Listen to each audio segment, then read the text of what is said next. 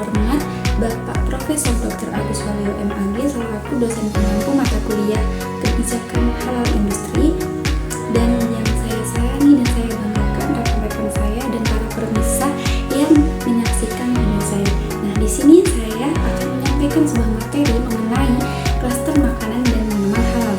Ada yang tahu apa itu klaster makanan dan minuman halal? Kalau kalian ingin tahu, mari simak video berikutnya dan jangan lupa komen, like, subscribe, dan selalu tonton terus. Mari kita saksikan. See you. Oke, pertama yaitu kebijakan klaster makanan dan minuman halal dengan dosen pengampu Profesor Dr. Agus Waluyo. Oke, teman-teman langsung saja ke materi. Yang pertama itu ada pengantar. Nah, di sini industri makanan dan minuman halal kini terus berkembang sangat pesat. Nah, bukan hanya untuk konsumen muslim, tetapi juga untuk konsumen non-muslim. Produk halal memiliki potensi besar di pasar global dengan regulasi dan sertifikasi yang semakin diperketat untuk menjaga kualitas dan kepercayaan konsumen. Nah, maksud di slide pengantar ini yaitu slide ini tuh menjelaskan bahwa industri makanan dan minuman halal itu terus berkembang semakin pesat dan banyak diminati oleh konsumen muslim dan konsumen non-muslim. Nah, sertifikasi dan regulasi halal juga itu diperketat untuk menjaga kualitas dan membangun kepercayaan di pasar global. Selanjutnya ada kebutuhan akan produk halal. Nah, di sini menurut Pew Research Center Forum on Religion and Public Life, jumlah penduduk muslim di dunia itu diproyeksikan akan meningkat. Nah, jumlah dari tahun 2010 yaitu 1,6 miliar jiwa dan akan meningkat sekitar 2,2 jiwa di tahun 2030. Nah, dengan demikian akan menjadi tantangan dan peluang terbesar Indonesia untuk menjadikan pendukung bagi para pelaku industri produk halal dunia, termasuk pada industri klaster makanan dan minuman.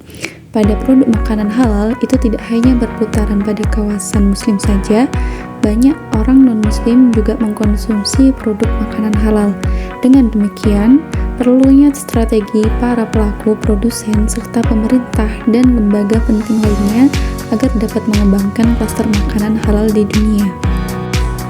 Selanjutnya ada kebutuhan dan peluang produk halal global.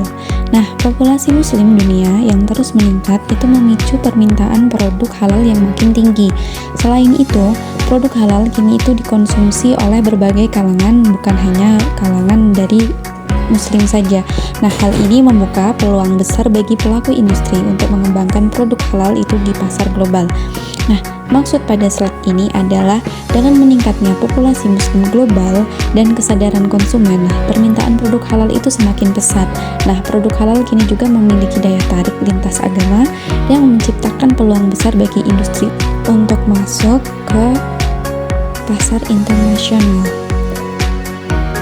Selanjutnya ada strategi pengembangan industri makanan halal. Pengembangan industri halal ini didukung oleh kebijakan pemerintah dengan fokus pada sertifikasi halal wajib, pembangunan kawasan industri halal, dan literasi untuk UMKM agar lebih mudah mengakses pasar halal.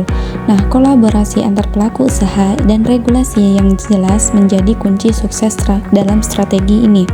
Maksud dalam slide ini yaitu pemerintah itu mendorong pengembangan industri halal melalui kebijakan wajib yaitu sertifikat halal mulai tahun 2024. Nah, tujuannya adalah untuk membangun kepercayaan konsumen dan meningkatkan daya saing produk halal di pasar domestik dan pasar global.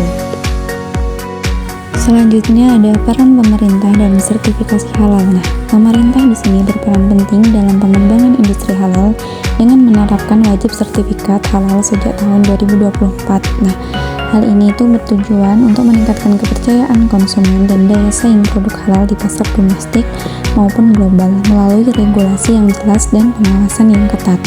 Nah, maksud ini adalah menyoroti peran penting pemerintah dalam mengatur dan mengawasi pelaksanaan sertifikasi halal.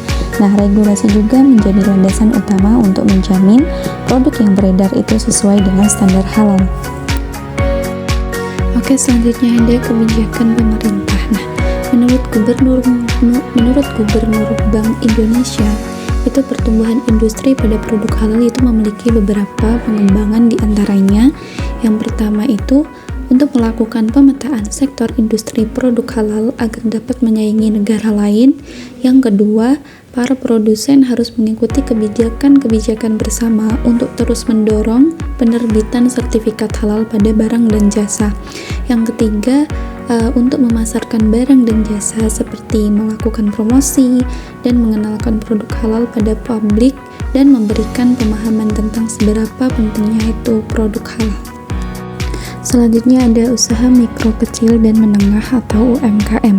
Nah, dalam konteks pengembangan UMKM, metode klasterisasi dapat membantu dalam mengalokasikan sumber daya seperti dana, pelatihan, atau pendampingan secara lebih efisien sesuai dengan kebutuhan masing-masing kelompok UMKM tersebut. Nah, proses pemilihan, pencarian, dan pengembalian data itu dilakukan untuk menghasilkan sekumpulan data operasional yang akan digunakan.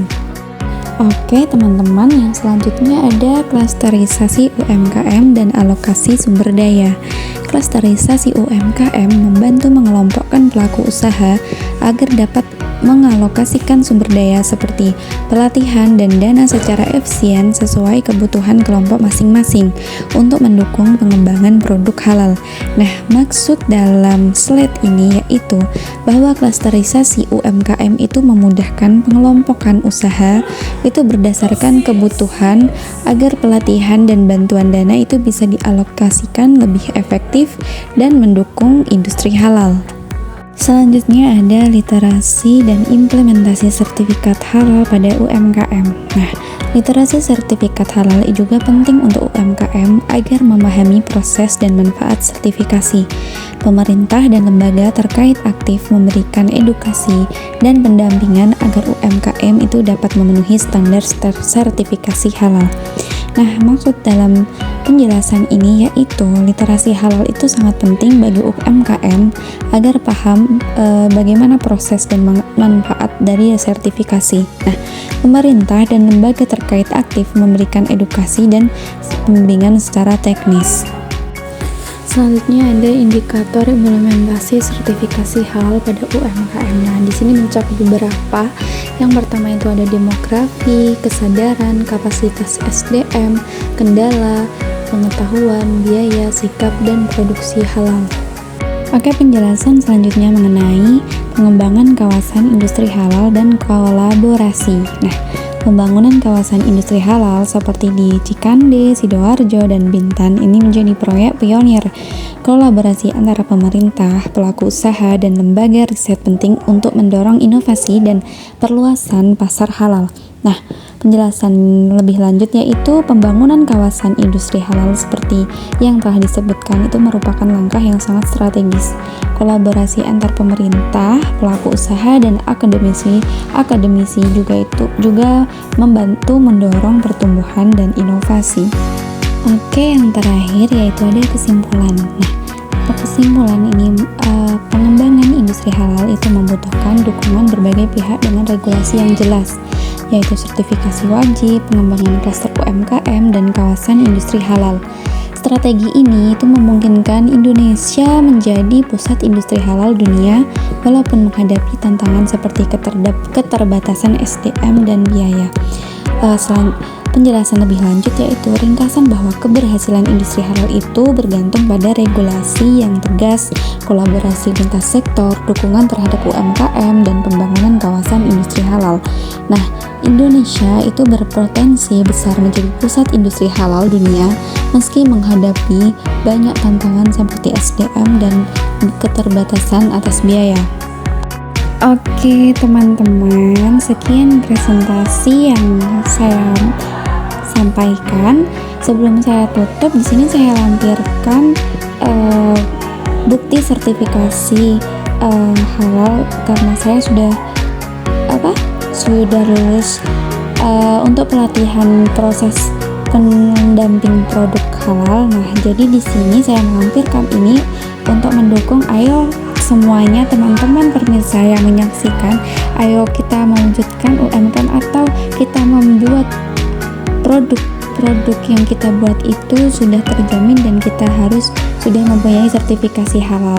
Jadi selalu dukung untuk proses sertifikasi halal supaya produk yang kita buat atau yang kita miliki itu dapat terjamin dan dapat menambah kepercayaan dari konsumen juga.